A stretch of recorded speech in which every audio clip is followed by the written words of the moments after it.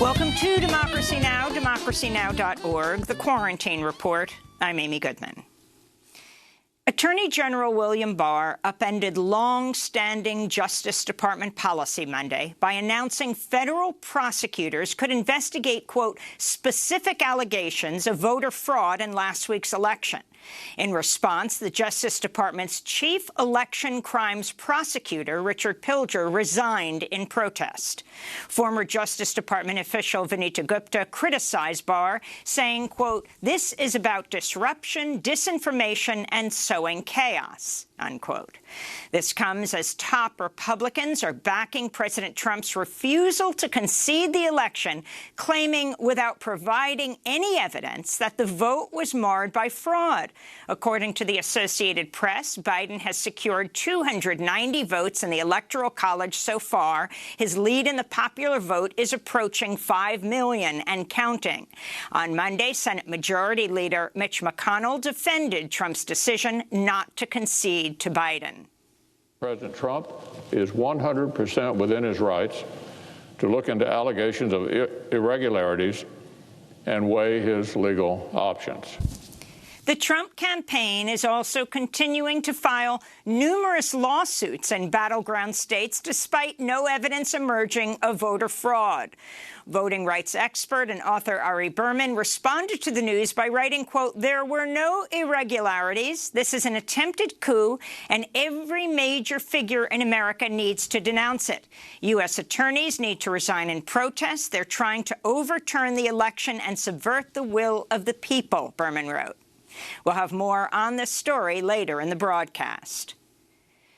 Georgia's Republican Secretary of State, Brad Raffensperger, is rejecting calls to step down after the state's two sitting Republican senators, Kelly Loeffler and David Perdue, called for his resignation, claiming he had, quote, failed to deliver honest and transparent elections. Senators Loeffler and Perdue made the stunning request after both of their races went to runoffs against Democratic challengers, and with President-elect Joe Biden on the verge of becoming the first Democratic presidential candidate to win Georgia since 1992.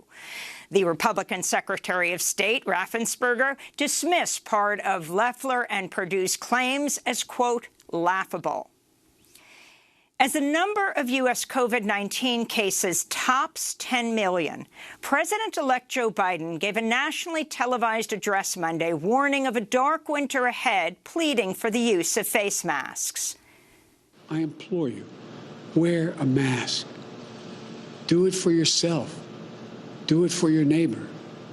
A mask is not a political statement, but it is a good way to start pulling the country together. I want to be very clear. The goal of mask wearing is not to make your life less comfortable. It's to take something away from you. It's to give something back to all of us, a normal life. This comes as two more close associates of President Trump have tested positive for the virus. Housing Secretary Dr. Ben Carson and the attorney David Bossie, who's leading Trump's post-election legal challenges. Meanwhile, global stocks soared on Monday following news from Pfizer that early data from a large clinical trial shows its coronavirus vaccine cuts symptomatic COVID-19 cases by more than 90%. We'll speak with Pulitzer Prize-winning journalist Laurie Garrett after headlines. In news from the Middle East, Saeb Erekat, the Secretary General of the Palestine Liberation Organization, has died at 65 after he became infected with COVID-19. Erekat was a key Palestinian negotiator involved in peace talks for over 3 decades. He famously showed up at the 1991 Madrid conference proudly wearing a keffiyeh, a symbol of Palestinian nationalism. He stood in staunch opposition to Trump's Middle East plan, which he called the fraud of the century, and condemned recent agreements normalizing relations between Israel and Gulf nations. This is Saeb Erekat speaking in 2018. I think as Palestinians, we have defined our interest as no one benefits more from achieving peace than us, and nobody stands to lose more in the absence of peace more than us. Erekat is survived by his wife, 4 children, and 8 grandchildren. Back in Washington, D.C., President Trump has fired Defense Secretary Mark Esper. This comes months after Esper clashed with Trump by opposing the deployment of active-duty troops to respond to the nationwide protests sparked by the police killing of George Floyd.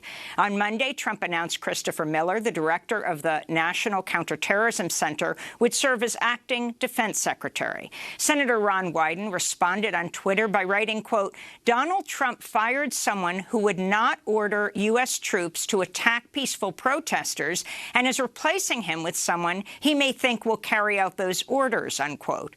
During an interview last week with Military Times, Esper suggested he would soon be fired because he stood up to Trump. He said, quote, "Who's going to come in behind me? It's going to be a real yes man, and then God help us," he said. The Supreme Court's hearing arguments today in a case seeking to overturn the Affordable Care Act. The Republican effort could strip away the health care of over 20 million people and deny protections for pre-existing conditions as well as preventive care amidst a devastating pandemic that has caused millions to lose their employer-based health insurance. The court now has a 6-3 conservative majority. During last month's Senate confirmation hearing, Justice Amy Coney Barrett refused to recuse herself from the cases on the Affordable Care Act, even though she's been critical of Obama's signature legislation in the past. President-elect Joe Biden's delivering a speech today defending the ACA, which he vowed to expand during his campaign, though progressive Democrats and public opinion favors a universal health care system or Medicare for all. In Bolivia, former President Evo Morales has returned to his country after 1 year in exile following a right-wing military coup that overthrew Morales last November. Thousands of supporters celebrated Morales' triumphant return as he crossed into Bolivia by foot through the border with Argentina, where he'd been living since last year. This is Morales speaking to his throngs of supporters yesterday. The fight continues. While imperialism and capitalism exists, the struggle of the people will continue. I am convinced of that, brothers and sisters. Evo Morales' return follows the swearing-in of Luis Arce as the new Bolivian president and the return of Morales' MAS party to power. Peru has been thrown into political uncertainty after lawmakers ousted President Martín Vizcarra on Monday in his impeachment trial. The vote to remove him on charges of corruption came 2 months after a failed impeachment in September on an unrelated accusation of obstruction of justice. Some lawmakers and protesters decried the vote as a political ploy ahead of elections in 2021 and said the political chaos could further hamper the response to the coronavirus pandemic, which has devastated Peru. In Armenia, protesters stormed a government building in the capital Yerevan on Monday night following the announcement of an agreement to end the raging 6-week conflict in Nagorno-Karabakh. Protesters say the deal, which was signed by the president, does not represent the will of the Armenian people, and the Armenian prime minister said military actions in the region are not over yet. The deal came after Azerbaijan seized control of the second-largest city in Nagorno-Karabakh and after Azeri forces admitted to shooting down a Russian helicopter, which they claimed was an accident. Russian President Vladimir Putin said Tuesday Russian peacekeepers will be deployed along the front line. It's estimated the conflict has killed at least 1,000 people and displaced over 100,000, though some say the death toll is much higher. In Georgia, protests continued Monday, 1 day after police fired water cannons on crowds in the capital Tbilisi as they called for a rerun of recent parliamentary elections they and the country's main opposition parties say were rigged. The elections saw the ruling Georgian Dream Party, which was founded by Georgia's wealthiest man, declaring victory. Meanwhile, protests continue in Belarus, where hundreds were again arrested over the weekend as people call for President Alexander Lukashenko to resign following August elections they say were rigged. At least 9 journalists were believed to be among those arrested on Sunday. On Friday, the European Union imposed sanctions on Lukashenko for his violent crackdown on protests. Iranian Foreign Minister Mohammad Javad Zarif called on regional powers to engage in peaceful talks following reports Trump's planning to slap a series of new sanctions on Iran in the coming weeks in coordination with Israel and several Gulf states. Foreign Minister Zarif tweeted, quote, "A sincere message to our neighbors. Trump's gone in 70 days, but we'll remain here forever.